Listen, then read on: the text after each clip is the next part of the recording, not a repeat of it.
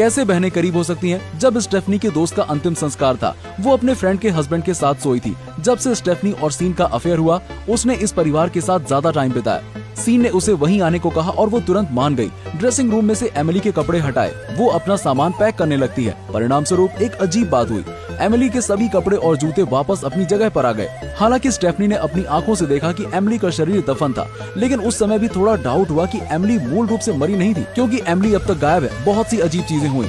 वो और एमिली कुछ महीने पहले से एक दूसरे को जानते थे। स्टेफनी विनम्र है क्योंकि उसके पति की कार दुर्घटना में मृत्यु हो गई थी।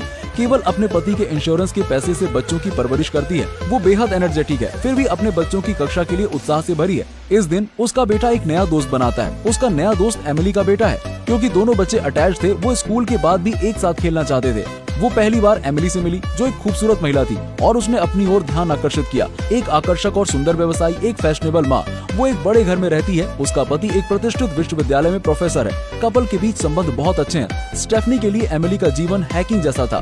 दो महिलाएं साथ में पी रही थी। एमिली ने कहा कि ये सिर्फ बाहरी रूप से अच्छी जिंदगी लगती है, लेकिन वास्तव में वो दिवालिया हो रही थी। स्टेफनी ने भी कहा कि वो विधवा थी। एक कार एक्सीडेंट उसके पति और भाई को दूर ले गया। जैसे दो पूरी तरह से अलग लोग दोस्त बनने लगे। जब वो फिर से पीने के लिए मिलते हैं, दोनों महिलाएं नशे में थी। अपने सीक्रेट्स को एक दूसरे को बताने लगी।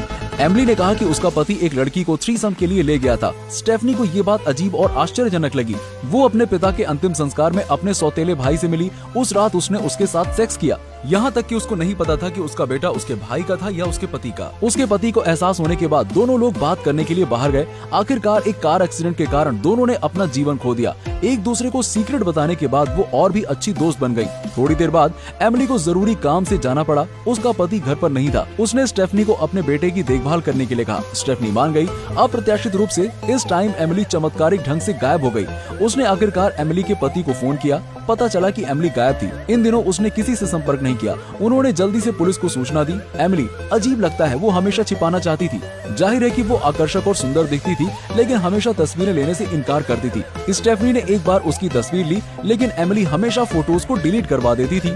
सीन ने कहा कि जब उन्होंने पूरे परिवार की तस्वीर पोस्ट की, एमिली ने तुरंत उस अकाउंट को डिलीट कर दिया। आप अपने आप को इस तरह क्यों छिपा रहे हैं? स्टेफनी ने एमिली की कंपनी से पता किया कि मूल रूप से कोई व्यवसाय नहीं है जो वो चलाती थी। चुपके से वो ऑफिस में फिर से गई। वो अलमारी खोलने लगी थी। उसने उसी टाइम किसी को बात करते सुना। वो टेबल के नीचे छिप गई और जैसे ही पलटी, पेपर्स के अंदर एक तस्वीर देखी। एमिली फोटो में बेहद अजीब लग रही थी, लेकिन उसने इस पर ध्यान नहीं दिया। तुरंत इस तस्वीर का उपयोग नोटिस छापने के लिए किया गया। ये इस समय के आसपास था कि वो और सीन करीब आ रहे थे। वो भी खाना पकाने के लिए अपने घर चली गई और काम खत्म होने का इंतजार करने लगी। पुलिस भी इस टाइम नए सुराग लाई। एमिली एयरपोर्ट पर एक सफेद कार किराए पर लेती थी। बच्चे की देखभाल के साथ साथ स्टेफनी बच्चों की पढ़ाई का ब्लॉग भी चलाती थी। वहाँ भी वो एमिली के बारे में बात करती थी। वो आशा करती है कि एमिली को ढूंढने में उसके फैंस उसकी मदद करेंगे। इस बार का क्लू भी उसने ही ढूंढा था। उसके फैंस ने वास्तव में मदद भी की। किसी ने कभी इस खूबसूरत महिला को इस कार को ड्राइव करते देखा था। पुलिस ने सुराग ढूंढने के लिए पीछा किया। उन्हें वास्तव में एमिली मिल गई। झील में सीन दुखी था। स्टेफनी भी अंतिम संस्कार के दौरान व्यस्त है, लेकिन उस रात वो दोनों एक साथ सोए थे, बड़े घर के कमरे में। वहाँ पहले से ही एक मालकिन की उपस्थिति है। एमिली का पोर्ट्रेट उतारा और एमिली की ड्रेस पहनी। अप्रत्याशित रूप से इस टाइम पुलिस आई उसे ढूंढने के लिए। उन्होंने स्टेफनी को बताया एमिली को नशे की लत थी। इसके अलावा उसके पति ने 4 मिलियन का इंश्योरेंस उसके लिए बहुत पहले खरीदा था। उन्हें संदेह था कि उसके पति ने उसकी हत्या की। स्टेफनी को विश्वास नहीं हुआ, लेकिन फिर उसने तुरंत डेस्क से इंश्योरेंस पॉलिसी ढूंढ ली। क्या सीन वास्तव में उसकी पत्नी को इंश्योरेंस के लिए मार सकता है? ये आदमी लड़कों के बीच शीर्ष खिताब के हकदार है। उसके अंतिम संस्कार के दिन वो अपने सबसे अच्छे दोस्त के साथ बिस्तर पर गई। उसने अपनी भावुक भावनाओं को व्यक्त किया। वो उससे शादी करना चाहती है। स्टेफनी ने उनसे इतनी जल्दी ये कहने की उम्मीद नहीं की थी, लेकिन फिर भी वो खुश हुई। उसने पुलिस को सूचना नहीं दी। ये कहानी की सीन में अपनी पत्नी को मारने की क्षमता है। वैसे भी सीन ने समझाया कि इंश्योरेंस खरीदना एमिली का निर्णय था। क्या वो अभी के बारे में सबसे ज्यादा चिंतित है? मैं आखिरकार इस बड़े सपनों के घर में रहने वाली हूँ। जब उसने अपने सामान को अंदर ले जाने के लिए पैक किया, खाली अलमारी स्वचालित रूप से अपनी मूल स्थिति में वापस आ गई। वो डर गई थी। ये किसी तरह का स्विच खोलने जैसा है। अजीब चीजें सामने आने लगी। पहले एमिली के बेटे ने उसे एक लेटर दिया। ये इसलिए क्योंकि माँ ने लड़के को स्थानांतरित करने के लिए कहा था। उसने इसे खोला। अंदर एक फोटो था उसके और आदमी के संबंध बनाने के लिए, लेकिन ये एक ऐसा सीक्रेट है जिसे केवल एमिली ही जानती है। अब फोन फिर से बजता है। ये एमिली की आवाज थी। वो मौत से डरती थी। ये भी जान जाता है कि वो जीवित है। वो पीछे की सच्चाई की जांच करने लगी। एमिली के के साइन वाले पोर्ट्रेट से उसने आर्टिस्ट को ढूंढा। पेंटर ने बताया कि एमिली का नाम ये नहीं था। उस साल कर्ज की भरपाई करने के लिए आर्टिस्ट को एमिली को ट्यूशन देने पड़े। उसने सिर्फ ग्रेजुएशन किया, जिससे आर्टिस्ट के पैसे निकल गए। आर्टिस्ट ने उसे एक शर्ट भी दी। इसके अलावा उसने बताया कि आगे की जांच में वहाँ कुछ बहुत डरावना मिलेगा। ये समर कैंप यूनिफॉर्म है। स्टेफनी तुरंत इस समर कैंप में गई। एक सर्वे के रूप में वो एक फोटो एल्बम ढूंढती है। फोटो एल्बम में उसने एमिली का असली नाम ढूंढा। सबसे आश्चर्यजनक की बात ये थी कि उसकी जुड़वा बहन थी। स्टेफनी को उसके असली नाम के आधार पर एमिली की माँ का घर मिला। उसने एक सफाई कर्मचारी होने का दिखावा किया। उसकी माँ की बातों से उसने कोई क्लू ढूंढना शुरू किया। बहन को नशे की लत है, लेकिन जब बहनें 16 साल की थी, पिता द्वारा पीटे जाने के कारण उन्होंने पिता को जलाकर मार डाला। अगर बहन ड्रग एडिक्टेड है, फिर ड्रग एडिक्टेड लाश एमिली की नहीं हो सकती। इंश्योरेंस कंपनी के साथ संपर्क किया। स्टेफनी ने महसूस किया कि एमिली अभी भी जीवित थी।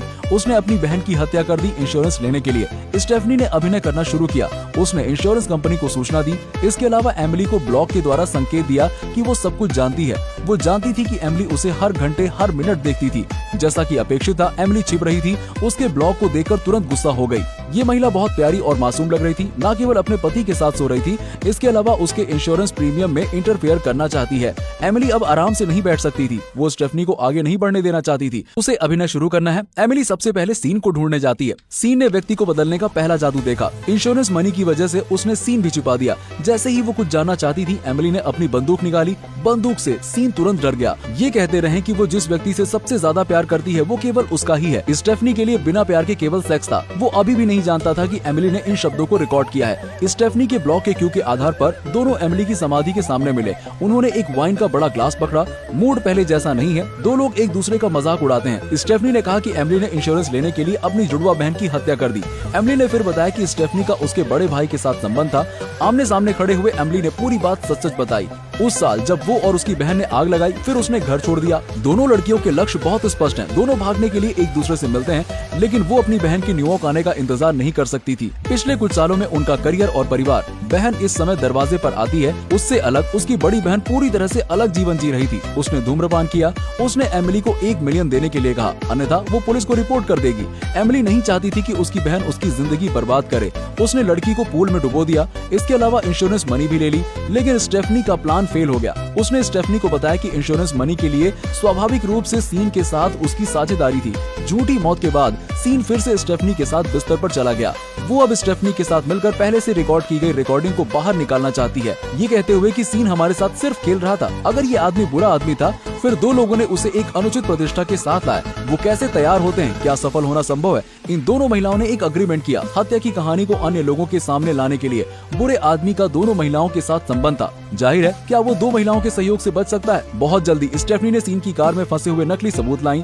जब पुलिस इन्वेस्टिगेशन करने घर आई, सीन मूर्ख था। सीन ने स्टेफनी को ढूंढने के लिए अपना सिर घुमाया। अप्रत्याशित रूप से स्टेफनी ने अजीब सा बिहेव किया। वो वहाँ से चली गई। उसी समय एमिली ने आसमान में एक टॉस उछाला। वो इतनी निर्दयी है जैसे वो थाने में घुस गई। उसने ऐसे रिपोर्ट दी कि सीन ने उसे मजबूर किया एक झूठी मौत का नाटक रचने के लिए। सीन को गिरफ्तार कर लिया गया। जिस समय वो जेल में था, एमिली घर पर उसका इंतजार कर रही थी। सीन बहुत गुस्सा था जब दोनों अभी भी बहस कर रहे थे। अप्रत्याशित रूप से स्टेफनी का एक प्लान था। तीनों लोग इकट्ठा हुए एक दूसरे की आलोचना करने लगे। स्टेफनी ने बंदूक पकड़ ली। उसका इस्तेमाल करने के लिए उसने उन दोनों को डांटा। उसने उत्तेजित होकर सीन पर गोली चलाई।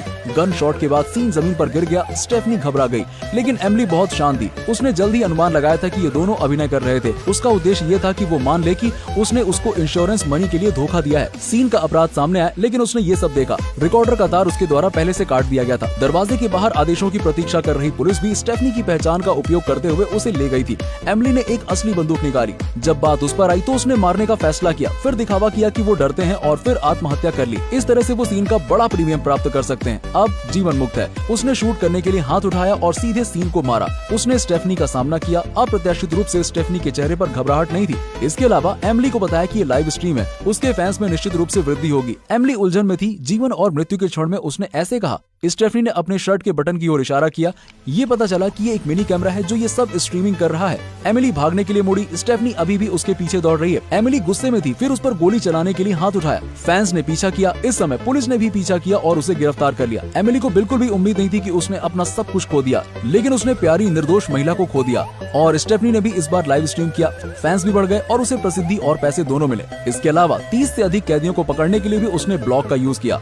एमिली को अपने पिता और बहन की हत्या करने करने के लिए 20 साल की जेल की सजा सुनाई गई। अ सिंपल फेवर अमेरिका में 14 सितंबर 2018 को प्रीमियर हुई। पॉल फिंक द्वारा निर्देशित, अन्ना केंड्रिक, ब्लैक लाइवली और हेनरी गोल्डिंग एक ही कैरेक्टर हैं। फिल्म जो बताना चाहती है वो एक दिलचस्प कहानी है लड़कियों के एक जोड़े के बारे में। दो मुख्य लीड महिला जो पूरी तरह से अलग हैं, व्यक्तित्व में अधिक से अधिक अंतर है, केवल समानता ये है कि उन दोनों में कमजोरी है। इसके अलावा पारंपरिक अर्थों में मुख्य भूमिका एमिली को निकाल दिया और इंश्योरेंस प्राप्त किया, और स्टेफनी ने अपने पिता के अंतिम संस्कार के दौरान अपने भाई के साथ अनाचार किया।